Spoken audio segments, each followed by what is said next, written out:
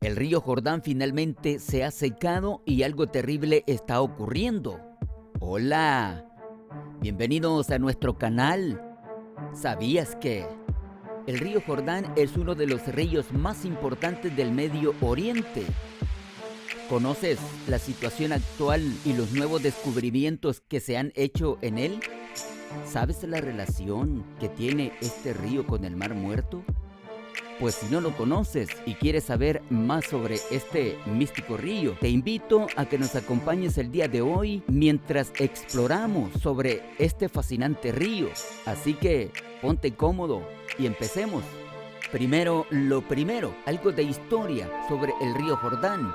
El río Jordán y el Mar Muerto fueron explorados por primera vez en el siglo XIX. Esta expedición fue realizada en barco principalmente por Christopher Costigan en 1835, Thomas Howard Molyneux en 1847, William Francis Lynch en 1848 y John McGregor en 1869. En 1964, Israel comenzó a operar una estación de bombeo que desvía el agua del mar de Galilea al National Water Carrier. De este modo, también en 1964, Jordania construyó un canal que desviaba el agua del río Yarmuk, otro afluente principal del río Jordán del Israel, hacia el canal este de Gor. Siria también ha construido un embalse que atrapan las aguas del Yarmuk. Los ecologistas culpan a Israel, Jordania y a Siria por los extensos daños al ecosistema del río Jordán. Es importante destacar que en la actualidad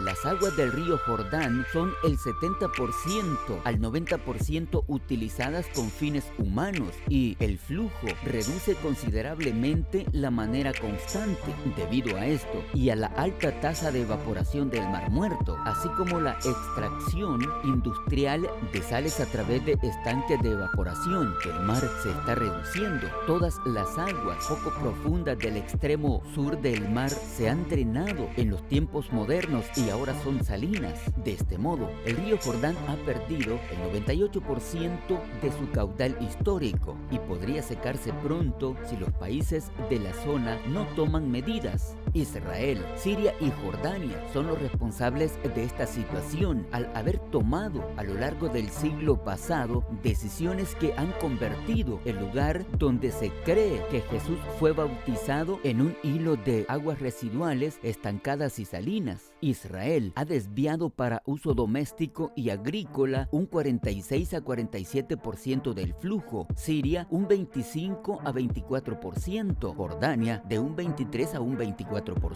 y los palestinos un 5%, aunque en el informe no se responsabiliza a estos últimos por tener un acceso limitado al cauce fluvial. Cabe destacar que el flujo histórico del Jordán, que comienza en el mar de Galilea y desemboca en el Mar Muerto, 105 kilómetros más al sur, era de 1.300 millones de metros cúbicos al año. El río serpentea por 217 kilómetros y, por distintos motivos, tiene importancia para las tres principales religiones monoteístas: judaísmo, cristianismo e islam. El Jordán ha dejado así de ser una fuente de agua dulce y su corriente apenas alcanza ahora entre 20 y 30 millones de metros cúbicos anuales. Según el director israelí de la organización ONG Amigos de la Tierra Oriente Medio, Gidon Brumberg, en una visita al río, nadie puede decir que esta sea el agua sagrada. Los desbordamientos que tenían lugar de media cada 6 años son algo del pasado, desde principios de los años 90 y probablemente, mas nunca se repetirán, agrega Brumberg. En la actualidad, el Jordán ha perdido también la mitad de su biodiversidad con la desaparición de sus orillas de nutrias o lechuzas, resalta el informe, titulado Hacia un río Jordán vivo y analizado hoy en una conferencia de Amán. Por ejemplo, los distintos tipos de árboles que bordeaban el río han dejado paso a los juncos, más resistentes al deterioro del ecosistema. Las especies no han podido soportar la salinidad, la ausencia de corriente y la falta de crecidas, explica Brumberg. El consumo de su agua, donde algunos peregrinos cristianos se bañan, puede generar problemas estomacales porque arrastra vertidos residuales que paradójicamente los salvan de la desaparición. La ONG propone que los países que han originado el deterioro del río devuelvan al menos y de forma proporcional un tercio del flujo original, lo que bastaría en una primera fase para devolverlo a la vida.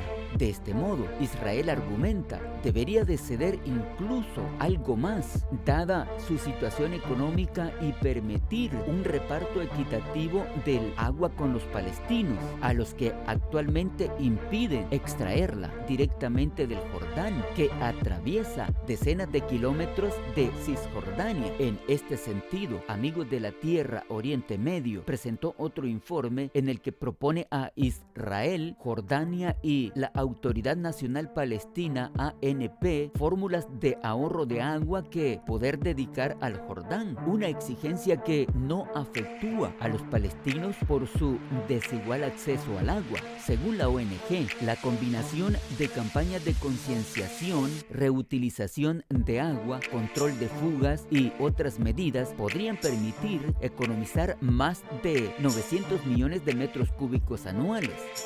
Una pequeña pausa. Si has llegado hasta aquí y te está gustando nuestro contenido, suscríbete a nuestro canal para que estés al día con nuestros nuevos videos. Ahora sí, continuamos con el video. Descubrimientos arqueológicos. Un equipo de arqueólogos ha encontrado herramientas de pesca que podrían haber sido utilizadas en el norte de Israel hace unos 20.000 años. El hallazgo consta de más de 2 docenas de anzuelos hechos a base de huesos y piedras perfectamente talladas que usaban para pescar. Estos objetos fueron descubiertos en las orillas del río Jordán, lugar donde se encontraba el lago denominado Ula en la era prehistórica. Los arqueólogos consideran que los artefactos fueron empleados para la pesca durante un periodo de 10.000 años. Según publica el medio Haaretz, este sitio era considerado como único por los arqueólogos, luego de que encontrasen otros objetos rudimentarios relacionados con la pesca. Estos objetos demostraron que las civilizaciones de ese entonces permanecieron por un tiempo en el lugar, pero no llegaron a construir ningún asentamiento, debido a que el nivel del agua del lago prehistórico no era constante. Los arqueólogos explican que Israel y el levante mediterráneo están literalmente relacionados con sitios del Epipaleótico. En el tiempo de transición entre el pico de la edad de hielo y el comienzo del asentamiento y agricultura en el Neolítico, la mayoría de otros sitios similares están marcados por la ocupación de civilizaciones antiguas. Sin embargo, el río Jordán es el único lugar donde las personas prehistóricas no utilizaron asentamientos.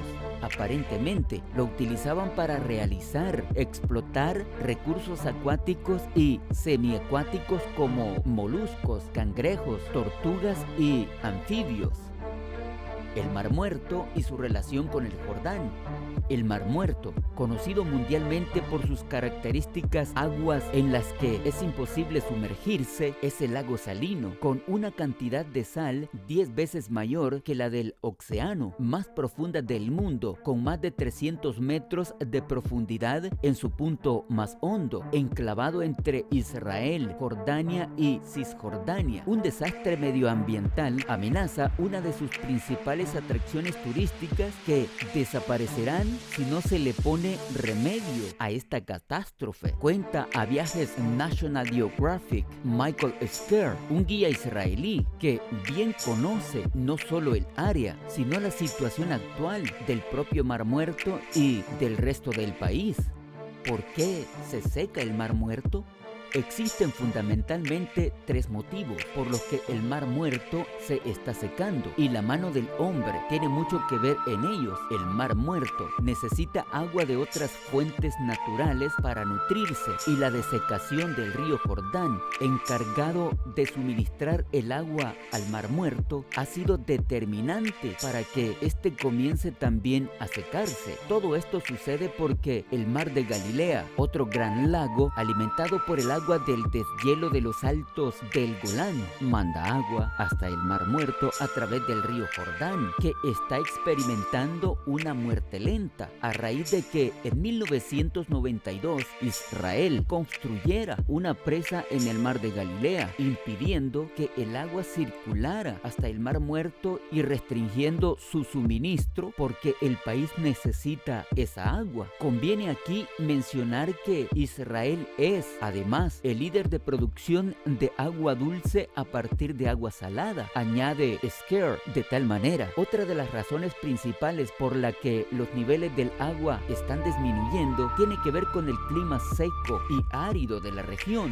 que hace que el agua se evapore porque sencillamente hace mucho calor, algo que, a pesar de no depender al 100% de la mano del hombre, sí dificulta que el agua se reponga. El tercer motivo tiene que ver con las propiedades terapéuticas atribuidas a los minerales de sus saladas aguas, que no solo atrae cada año a turistas hasta las instalaciones de hoteles, sino que también puede encontrar en cosméticos y otros productos de consumo. Tal ha sido esta fama que esto ha llevado a desarrollar dos industrias en paralelo alrededor del Mar Muerto. Por un lado está la turística. Solo en la zona de Israel hay casi 100 hoteles en la conocida como Ein Gedi, y que no resulta perjudicial, más bien todo lo contrario. Y por otra están las plantas industriales, que están consumiendo el agua del Mar Muerto para la extracción de sus numerosos minerales, aclara Scare.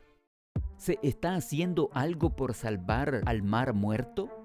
Y aunque, como bien confirman esas fuentes, es imposible que el Mar Muerto no llegue a desaparecer nunca, Israel no ha querido esperar para ver cuánto de verdad hay aquí, y ya en el 2015 firmó un acuerdo con Jordania, el otro destino afectado por esta crisis, en un intento por estabilizar los niveles de agua del mar y agregar 300 millones de metros cúbicos anuales al lago Salado a través de una ambiciosa construcción de un canal desde el Mar Rojo hasta el Mar Muerto. En fin, hemos llegado al final del video. Dale like y suscríbete si aún no lo has hecho. Déjanos tu opinión en la caja de comentarios para así saber tu opinión.